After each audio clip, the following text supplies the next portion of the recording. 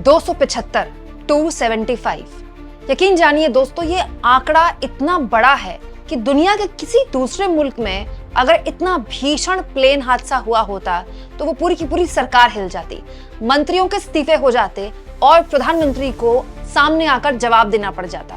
लेकिन हमारे देश में पिछले 11 सालों में कुछ हुआ हो ना हुआ हो, सवाल पूछने का अधिकार जनता से छीन लिया गया है। जनता को भगवान भरोसे छोड़ दिया गया है।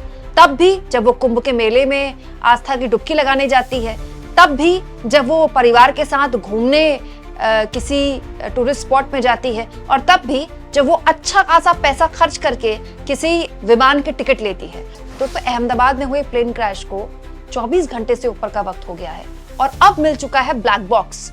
वो ब्लैक बॉक्स जिससे आखिर में जो कम्युनिकेशन होता है उसके बारे में जानकारी निकल कर आती है। कॉकपिट में आखिर के कुछ सेकंड में क्या हुआ, पायलट के आखिरी शब्द क्या थे, उस ब्लैक बॉक्स के जरिए पता चल जाता है। लेकिन दोस्तों, उसके अलावा एक बहुत ही इंपॉर्टेंट डिटेल भी निकल कर आई है जो ये बताती है कि एविएशन सेक्टर में सब कुछ वैसा नहीं चल रहा जैसा चलना चाहिए। दोस्तों, कल मैंने आपको कई खबरें दिखाई जिसमें मैंने आपको बताया कि एयर इंडिया को लेकर हाल के दिनों में कई शिकायतें आई और वही प्लेन जो दुर्घटनाग्रस्त हुआ 2 घंटे पहले एक यात्री उसमें बैठा हुआ था और बता रहा था कि वो एसी काम नहीं कर रहे थे, वहाँ के टीवी काम नहीं कर रहे थे। तो बहुत से लोगों ने इसकी सोशल मीडिया में ये कहकर आलोचना की कि एसी काम ना करना या टीवी काम ना करना या लाइट काम ना करना प्लेन क्रैश का वजह नहीं बनती। बिल्कुल सही बात है, मैंने भी कल यही बोला था कि इसकी वजह से प्लेन क्रैश नहीं होता है, लेकिन ये एक हिंट देता है कि देयर इज समथिंग रॉन्ग, कुछ गलत है जिसके बारे में ध्यान नहीं दिया जा रहा। और एयर इंडिया को लेकर तो हाल के दिनों में इस तरह की खबरों की बाढ़ आ गई, लेकिन अब जो जानकारी निकल कर आई है दोस्तों, वो बड़ी चिंता पैदा करने वाली है।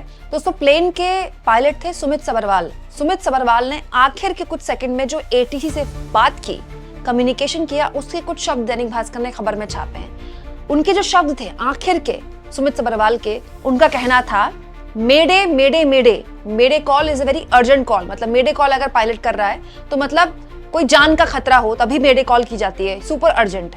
उसके बाद पायलट कहते हैं थ्रस्ट नहीं मिल रहा, प्लेन को थ्रस्ट नहीं मिल रहा, पावर कम हो रही है, प्लेन उठ नहीं रहा, नहीं बचेंगे। मतलब आखिरी के कुछ सेकंड में ही पायलट सुमित सबरवाल को यह समझ में आ गया था कि बचना नामुमकिन है, बचना बहुत मुश्किल है, क्योंकि थ्रस्ट नहीं मिल रहा, पावर कम हो रही है। अब वो पावर किसकी कम हो रही है? वो इंजन की पावर कम हो रही है, वो किसी और पुर्जे की पावर के बारे में बात कर रहे थे।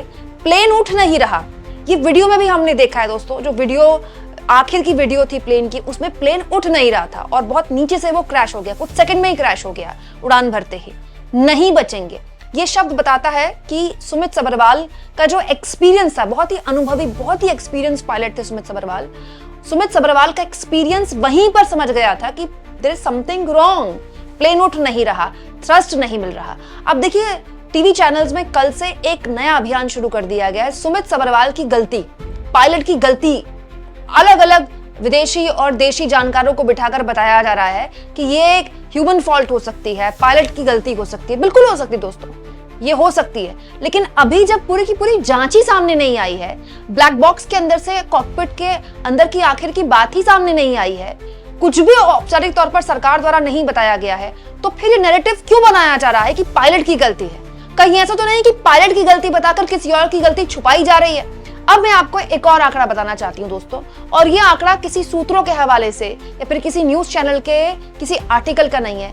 ये आंकड़ा है संसद में पेश किया गया सरकारी आंकड़ा। दोस्तों, हाल के दिनों में इस तरह की खबरों की बाढ़ आई है जो ये बताती है कि एविएशन सेक्टर में जो काम करने के लिए लोग हैं वो क्षमता से कम है। मतलब जितने लोगों की जरूरत है वो बहुत ज्यादा है और जो लोग काम कर रहे हैं वो बहुत कम है। जैसे कुछ खबरें मैं आपके लिए लेकर आई हूँ दोस्तों। ये अप्रैल 2025 की खबर है जिसमें साफ तौर पर बताया गया है कि डीजीसीए, बीसीएएस और एएआई इस वक्त मैन पावर शॉर्टेज से गुजर रहे हैं। मतलब वहां पर काम करने के लिए जितने लोग होने चाहिए उतने नहीं हैं। डीजीसीए मतलब directorate general of civil aviation.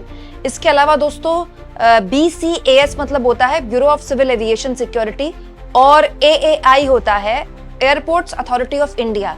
ये जो संस्थाएं हैं बेहद ही इंपॉर्टेंट, बहुत ही जरूरी संस्थाएं हैं, क्योंकि यही विमान कंपनियों की, विमान की एविएशन सेक्टर में यात्रियों की, पायलट्स की पूरा का पूरा सेक्टर इन संस्थाओं से चलता है।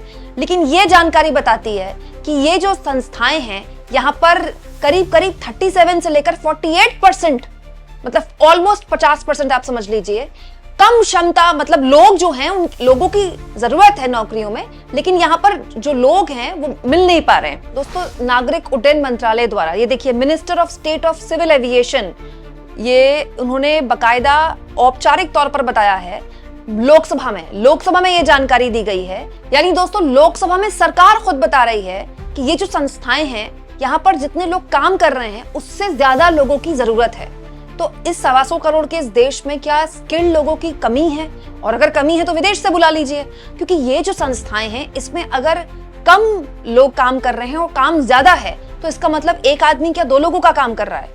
दोस्तों, ये कोई न्यूज चैनल तो है नहीं कि अंड बंड संड कोई भी खबर छाप दी, खबर के नाम पे वीडियो गेम चला दिए तो ना तो आपकी नौकरी जाएगी, ना ही इससे किसी को फर्क पड़ता है, ना ही आउटपुट हेड को फर्क पड़ता है, ना संपादक को फर्क पड़ता है, और चैनल को तो कौन ही पूछ रहा है। दोस्तों, ये जो DGCA है, BCAS है, AAI है, ये वॉचडॉग्स हैं। ये एक्चुअली में पूरे के पूरे एविएशन सेक्टर को वॉच करते हैं। अगर यहाँ पर कम लोग काम कर रहे हैं तो फिर इसके लिए किससे सवाल पूछा जाए? दोस्तों, अजीब सी स्थिति आ गई है इस देश में कि आप सरकार से सवाल नहीं पूछ सकते। 275 जाने अगर किसी देश में गई हैं, आप किससे सवाल पूछें? आप DGCA से सवाल पूछें क्या, या AI से सवाल पूछें? दोस्तों, जब फोटो खिंचानी होती है तो प्रधानमंत्री खुद पहुंच जाते हैं। ये जब घटनास्थल पर PM पहुंचे थे कल, ये तब की फोटो है।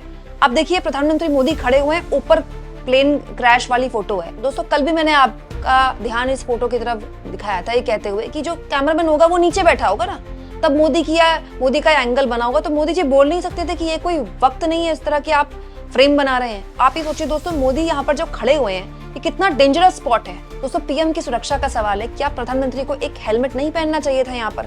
और अगर उनको नहीं पता था तो आसपास के अधिकारियों को नहीं बताना चाहिए था? ऊपर जो प्लेन क्रैश है वो खड़ा हुआ है, नीचे मोदी खड़े हुए हैं, और उनसे भी नीचे खड़ा हुआ है कैमरामैन। दोस्तों, पूरी मीडिया में दुख, दर्द और पीड़ा की खबरें चल रही हैं, जो कि चलनी भी चाहिए। 275 लोगों की जान गई है, मतलब ये कोई छोटा मोटा आंकड़ा नहीं है। 275 परिवारों में मतलब जिंदगी भर का लॉस है वो। लेकिन दर्द, दुख, पीड़ा तो उन आम जनों की है ना दोस्तों। वो जिन्होंने अपने अपनों को खोया, वो दर्द, दुख, पीड़ा के साथ एक सवाल का जवाब भी जानना चाहते हैं कि आखिर इसके लिए किसको हम जिम्मेदार माने। दोस्तों, गृहमंत्री अमित शाह कहते हैं कि हादसों को हम रोक नहीं सकते। जब किसी देश का गृहमंत्री इस तरह की बात बोल सकता है कि ऐसे हादसों को कैसे रोका जा सकता है, तो ये एक बहुत ही लाचारगी पैदा करता है आम लोगों में। भाई, आज से 11 साल पहले यही होता था ना कि कुछ भी होता था तो हम सरकार से सवाल पूछते थे कि भाई ये कैसे हो गया। आज गृहमंत्री ये कह रहे हैं कि हादसों को कैसे रोका जा सकता है, तो फिर हम किससे सवाल पूछें? दोस्तों, उन 275 लोग जिन्होंने अपने अपनों को खो दिया इस दुर्घटना में, क्या उनके आगे गृहमंत्री ये बात बोल सकते हैं? अब देखिए, प्रधानमंत्री मोदी कल अस्पताल भी गए जहां पर घायलों को रखा गया है, जिनका इलाज चल रहा है। प्रधानमंत्री मोदी ने कल हाई लेवल मीटिंग भी ली। फिर घटनास्थल में तो खैर वो सबसे पहले गए। उन्हीं जगहों में से एक जगह में एक बेटी खड़ी हुई थी। ये बेटी चित्कार करके ये कह रही थी कि मुझे 1 करोड़ नहीं चाहिए, मैं 2 करोड़ दूंगी, आप मेरे पिता मुझे वापस दे दीजिए। दोस्तों, फाल्गुनी नाम की इस महिला ने अपने पिता को खो दिया इस प्लेन दुर्घटना में, और क्योंकि टाटा समूह ने अब कह दिया है कि वो मरने वालों को 1 करोड़ मुआवजा देगा, तो ये जो परिवार है कह रहे हैं कि हम आपको 2 करोड़ देंगे, हमको नहीं चाहिए 1 करोड़। हमको ये बताइए कि हमारे जो पिता चले गए वो हमको वापस दे दीजिए। ये बेचारगी है, ये लाचारगी है। अजीब सी स्थिति है कि इस देश की जनता को ऐसे लाचार छोड़ दिया गया है। इससे पता चलता है दोस्तों कि हमारी जो व्यवस्था है उसकी नजरों में इस देश के आम जनमानस की जान की क्या कीमत है। दोस्तों, जिनके रगों में 20-25 दिन पहले सिंदूर दौड़ रहा था, उनकी रगों में कोई सवाल नहीं दौड़ते हैं क्या? मतलब इस देश के प्रधानमंत्री या इस देश की सरकार किसी भी सवाल से परे है क्या? एविएशन मिनिस्टर ने इस पूरे मामले में कोई प्रेस कॉन्फ्रेंस की? 24 घंटे हो गए दोस्तों, 24 घंटे। इस्तीफा तो छोड़िए, इस्तीफा तो खैर इस सरकार में पिछले 11 सालों में किसी भी तरह से किसी का नहीं हुआ, लेकिन क्या एविएशन मिनिस्टर को इस पूरे मामले में प्रेस कॉन्फ्रेंस करके बताना नहीं चाहिए कि एग्जैक्टली हुआ क्या? दोस्तों, पूरे मीडिया में DGCA के पूर्व अधिकारी बैठे हुए हैं, या फिर इसके पूर्व अधिकारी बैठे हुए हैं, या एविएशन एक्सपर्ट बैठे हुए हैं। एविएशन एक्सपर्ट बताएंगे इस मामले में क्या हुआ है, या फिर इस पूरे मामले में मंत्रालय बताएगा? दोस्तों, पहलगाम में आतंकी हमला होता है, गृहमंत्री अमित शाह प्रेस कॉन्फ्रेंस नहीं करते हैं। दोस्तों, एविएशन मिनिस्ट्री चंद्रबाबू नायडू के हाथ में है। ये बात सही है कि मोदी राजनीतिक बैसाखी पर हैं और चंद्रबाबू नायडू उनके पॉलिटिकल सबसे इंपॉर्टेंट बैसाखी हैं, लेकिन इतने मजबूर भी नहीं होंगे हमारे मोदी जी कि चंद्रबाबू नायडू के परिवार के एक सदस्य से इस्तीफा ना ले सके? कम से कम रस्म अदायगी के लिए ही सही एक इस्तीफा तो हो जाना चाहिए। और इस्तीफा नहीं हो पा रहा है तो प्रेस कॉन्फ्रेंस कर दें। अरे प्रधानमंत्री प्रेस कॉन्फ्रेंस नहीं करते, हमारे देश के मंत्री भी नहीं करते हैं क्या? दोस्तों, जो प्लेन दुर्घटनाग्रस्त हुआ था, दोस्तों उसी प्लेन से 1.5 घंटे पहले लंदन आई एक यात्री से मीडिया ने बात की। दोस्तों, यात्री हिना ने बताया कि जो प्लेन है उसमें खड़खड़ाहट की आवाज आ रही थी और ऐसी अटकलबाजी चलती रहेंगी। क्यों? क्योंकि सरकार का ना कोई औपचारिक बयान आ जाना चाहिए। पहलगाम आतंकी हमले से लेकर अब तक, सीज फायर हो जाने के बाद तक सरकार ने औपचारिक बयान देने में बहुत देरी की, जिसके बाद अलग अलग तरह की कॉन्स्पिरेसी थ्योरीज चलती रही। कम से कम अब सरकार को ये गलती नहीं करनी चाहिए। मैं दोनों मामलों को कंपेयर कर रही हूँ, दोनों का कोई कंपैरिजन नहीं है, लेकिन दोनों ही मामलों में सरकार की जवाबदेही पर सवाल उठे, इसीलिए मैं उसका कंपैरिजन कर रही हूँ। दोस्तों, अब हालत ये हो गई कि बहुत से शवों को विदेश ले जाया जाना है। तो एक यात्री के परिवार वाले वहीं मीडिया के बीच खड़े हुए बता रहे हैं कि इमिग्रेशन में उनसे 1000 पाउंड मांगे गए, मतलब 1,25,000 वसूले गए। दोस्तों, आप इस मुद्दे पर क्या सोचते हैं? कमेंट बॉक्स में जरूर लिखें और जितना हो सके चैनल को शेयर करें, सब्सक्राइब करें और थैंक्स और ज्वाइन के ऑप्शन से दोस्तों अगर आप चाहें तो कुछ आर्थिक मदद भी चैनल की जरूर करें।